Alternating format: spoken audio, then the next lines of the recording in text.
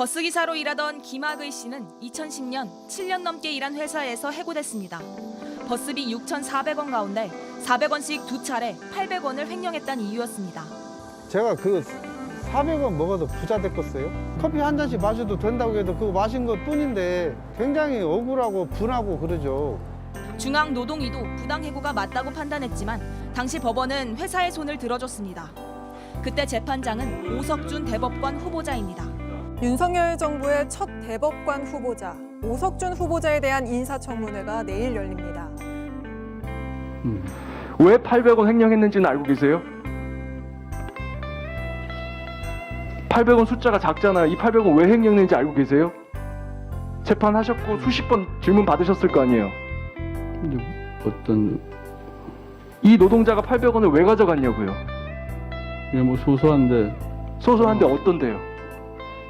이제 본인 말씀으로는 좀 아니 알고 계시는 대로 말씀해 보세요. 심리를 충실하게 하셨다면 이 정도는 아시겠죠. 이게 뭐 간단한 뭐 음료수라든가 뭐 이런 걸 자판기 커피용으로 사먹는- 100원씩 가져갔다는 겁니다. 예, 그렇게 알고 있습니다. 그런데 이게 5가족의 생계를 끊을 사건입니까? 김 씨는 해고 이후 생활고를 겪어야 했습니다. 해고자라서 무조건 그냥 컷이에요. 그 막노동자 어쩌다 한 번씩 하고 뭐 쓰레기 치우는 일도 하고. 후보자님 하신 판결 중에 뇌물 500만 원 받은 교감 구제해 주셨습니다. 이거 징계 양적 기준 어떻게 됩니까? 연구 용역 자금 2억 7천만 원 횡령한 대학 교수 구제해 주셨습니다. 이거는 양적 기준 어떻습니까? 그리고 국정원 직원 162만 원, 제가 금액 계산해보니까 162만 원이에요. 저녁 식사 37만 원, 양주 3병 60만 원, 접대부 3명, 성매매 의혹에 숙박비까지, 다음날 아침 식사까지 162만 원 이렇게 향 받으면 국정원 직원 징계 양정 기준 어떻습니까?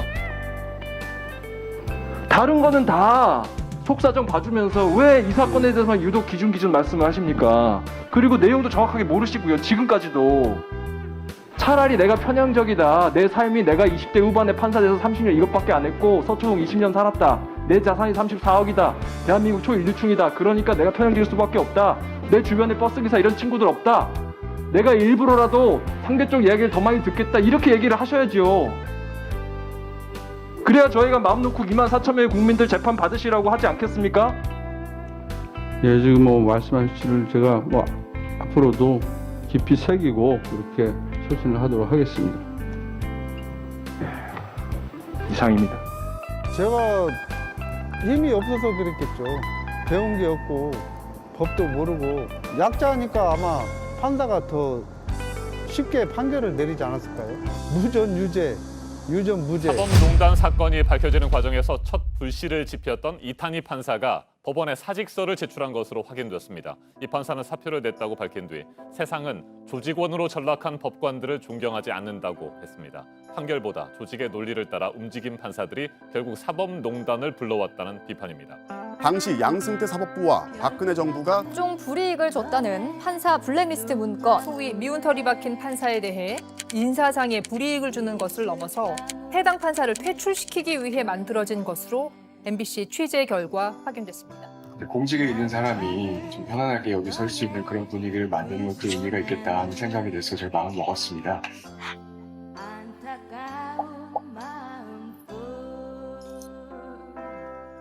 사실은 저는 부끄럽지만 공익을 위한 제보를 한다라는 취지 이전에 공직자로서의 제 명예 그리고 직업 윤리를 지킨다 그런 생각이 가장 컸습니다.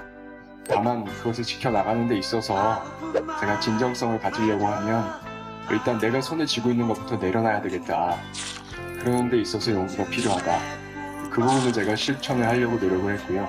그걸 보면서 제가 느끼는 부분은 결국은 공직자가 진정한 명예가 무엇인가 그것에 대해서 충분히 성찰을 하지 못하고 고위직에 올라가서 큰 권한을 갖게 됐을 때 그때 어떤 상황이 벌어지는가 이걸 우리가 지금 목격하고 있다 이런 생각이 듭니다. 그리고 저는 중요하게 생각하는 게 공직자가 공적인 절차에서 이 공적인 문제에 대해서 거짓말을 하면 안 됩니다. 그런 부정직함에 대해서 수치스럽게 생각하는 그런 문화가 대한민국 공직사회에 꼭 자리 잡았으면 좋겠고요. 특히 우리 젊은 공직자들이 그런 부정직함을 합리화하는 그런 조직 논리를 학습하지 않았으면 좋겠습니다. 그런 사회가 꼭 됐으면 좋겠고요. 마지막으로 전하고 싶은 말은 제가 사직서 낼 때 유일하게 상의할 수 있었던 저희 아내 올지원전에 저한테 고맙다는 얘기 전해드리겠습니다. 감사합니다.